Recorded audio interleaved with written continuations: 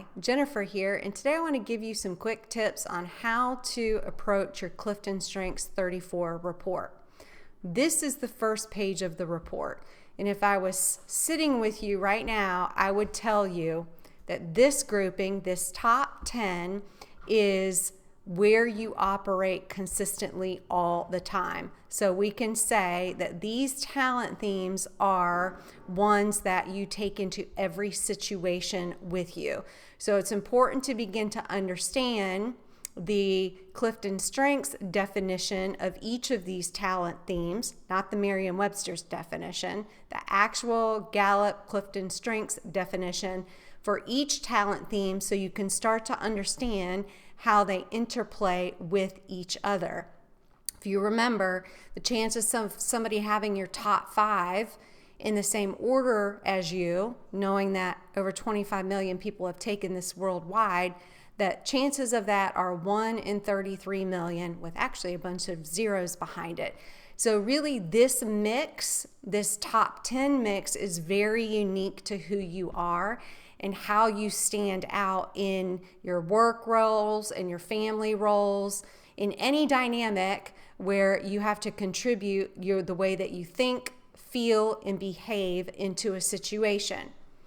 The next step at understanding this is coming down to about 5 up from the bottom. You'll see here where I drew a line and saying that these are your non-dominant talent themes. What that means is, and I'll speak for myself, when I look at my non-dominant talent themes, I understand what they are, but I also know that those are ways in which I just don't think. Like, I'm not going to go into a quick, clear pattern of thought, feeling, and behavior in this category where these non-dominant themes reside. Anything else in between, from 11 to around 29, are talent themes that you tap into occasionally. Now, saying that, we have our dominant talent themes and we have our non-dominant talent themes. You're not going to try to become your non-dominant talent themes. These are more of an awareness around, okay, if I don't do these particular things, then maybe who are the people I need to partner with or tap into in certain situations where their value, the way they think, feel, and behave in light of this particular talent theme is important to the decisions that we need to make to move forward. Okay, so dominant.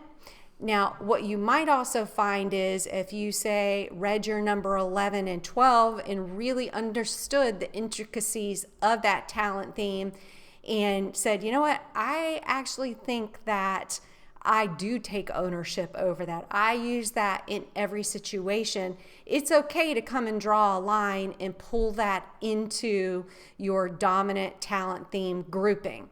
That will simply help you understand and put into practice and look for opportunities where you can use those talent themes in a greater capacity. So just to recap, top 10 are your dominant. You may pull in your 11 or 12 into that group mix. 5 up from the bottom are your non-dominant talent themes. Those would be things that you just don't do. And honestly, if you start to read into those, you might actually think, oh man, I'd rather do anything but that, because it would drain you if you had to do those things. And then all the in between are things that you do sometimes. Okay, now we go into, say, your number 1 talent theme. This is what you would be looking at within your report. So this is going to give you personalized insights. And by personalized, I mean the language in this particular paragraph for your number 1, 2, 3, 4, 5 down the line is going to be customized to you based on the other talent themes that you have. What does that mean? That means that if you and I share positivity number 1, our language in these paragraphs might look a little bit different because they customize positivity here in light of the fact that there is a learner in this group, that there is a developer as part of this talent theme mix, where you might have positivity with achiever or restorative, which means that the language here again is going to be customized to you based on how your other talent themes show up. So that is what you'll find in these paragraphs. You have the reason why you would succeed with that particular talent theme.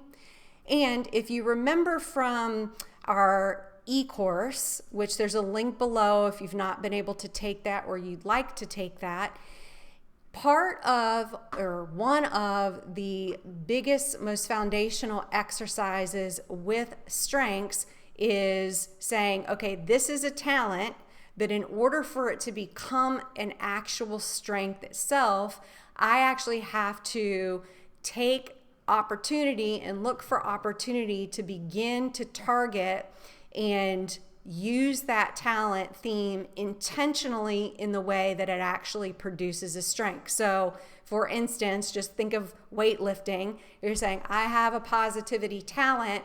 Now, what does that mean, and how do I begin to actually take action on it, right? And so you take ownership over that, and then you say, okay, now I'm going to start being intentional about doing this, and that's where the flex and the strength comes in as you begin to work it out. Part of the name it, claim it, aim it exercise is saying, I name the talent, I take ownership over these aspects of it, and now I'm going to target it towards a specific action.